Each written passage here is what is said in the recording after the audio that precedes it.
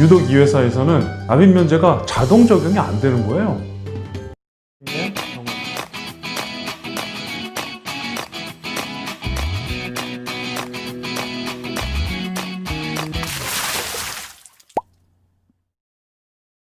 안녕하세요. 보험의방주TV의 방주일입니다. 롯데손해보험은 납입 면제를 직접 신청하셔야 됩니다. 무슨 뜻일까요? 오늘 주제는 제도성 특약에 대한 이해를 하면서 시작을 해야 될 것 같습니다.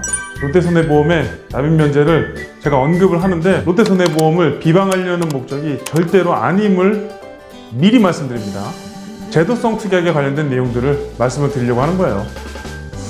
롯데손해보험 예를 들었지만 그로 인해서 제가 보험사에 바라는 점 조금 어필하고 마무리하도록 하겠습니다. 제도성 특약을 먼저 이해하실 필요가 있을 것 같아요. 제도성 특약 중에 가장 대표적인 게 납입 면제, 납입 지원 이렇게 두 가지 오늘 언급을 좀 해드리려고 하는데 납입 면제와 납입 지원은 큰 흐름은 같습니다. 중대질환의 발병을 했을 때 더 이상 보험료를 불입을 하지 않고 보장은 80세든 90세든 100세든 가입하셨던 그 시기만큼 쭉 보장을 받는 제도를 뜻하는데요. 납입 면제와 납입 지원은 같은 듯 하지만 살짝은 좀 다릅니다. 예전에는 이 납입 면제에 해당되는 질병이죠. 굉장히 제가 다양하게 적어놨는데 이 질병에 딱 발병을 해서 납입 면제가 가능한 보험상품에 가입을 하시면 보험사가 대납을 해주는 형태로 납입 면제가 진행이 됐습니다. 보험회사가 대납을 해주면 중간에 해지를 했을 경우에 해지환급금이 발생하겠죠? 최근에 판매되는 보장성 보험의 납입 면제는 중대질환의 발병을 해서 납입 면제 사유가 딱 해당되면 보험사가 대납을 해주는 게 아니라 그 자리에서 납입이 종결되시는 거예요. 보장만 쭉 이어가는 거고 납입 지원, 요 녀석은 보험사가 대납을 해주는 제도입니다. 어찌됐든 고객 입장에서는 납입 면제가 됐던 납입 지원이 됐던 더 이상 보험료를 불입을 하지 않고 80세, 90세, 100세까지 보장을 쭉 이어갈 수 있다는 점 기억하시면 될 것 같고요. 이 제도성 특약, 납입 면제나 납입 지원이 탑재되어 있는 상품들은 대체로 납입 면제 요건을 일반암, 뇌졸중, 급성 심근경색, 말기질환과 후유장애 등을 두고 있습니다. 특별히 최근에 이슈가 많이 되는 어린이 보험에서는 일반암에서 유사암까지 납입 면제 범위를 확대한 상품들이 나타나고 있고 뇌졸중이 아니라 뇌혈관, 급성 심근경색이 아니라 허혈성 심장질환까지도 납입 면제 범위를 넓혀서 판매되는 상품들이 있으니까 그렇지 않은 상품보다는 조금 더 유리한 상품을 선택을 하셨다고 보셔도 될 것 같습니다.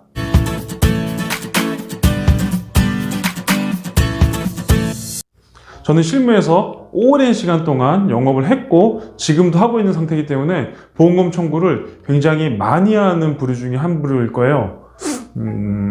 일반적인 실손의료비 청구뿐만 아니라 중대질환에 대한 청구도 매달 거의 빠짐없이 매월 청구를 하게 되는데 특별히 이 롯데손해보험의 납입 면제는 주의사항이 있어서 제가 간단하게 언급을 해드리려고 합니다. 글쎄요, 제 경험으로 보더라도 아무리 못해도 10개 이상의 회사의 보험상품의 납입 면제를 제가 진행해드렸던 적이 있었거든요.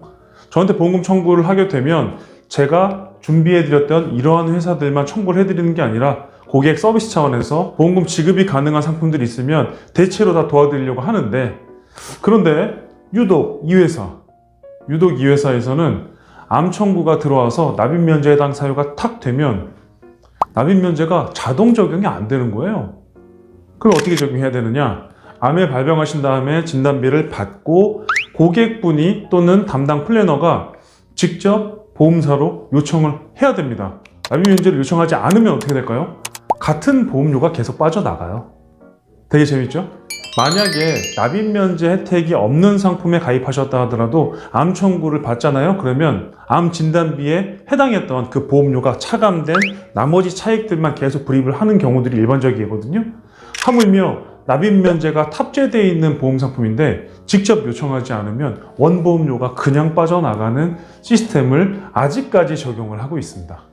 보험금 청구가 들어왔을 때 중대질환에 대한 납입 면제 사유가 이 회사에 걸리게 되면 특별히 메모를 해놨다가 보험금 지급이 다 끝난 이후에 납입 면제를 제가 별도로 요청을 하는데 깜빡하고 둘 다 놓치고 간다면 고객은 납입 면제 혜택을 받으실 수 있음에도 불구하고 보험료를 계속 내셔야 되겠죠. 물론 차후에 알리게 되면 납입면제 이후의 기간만큼은 다 환급이 되긴 하시지만 두 번 일을 해야 되는 상황이 발생할 수도 있는 겁니다.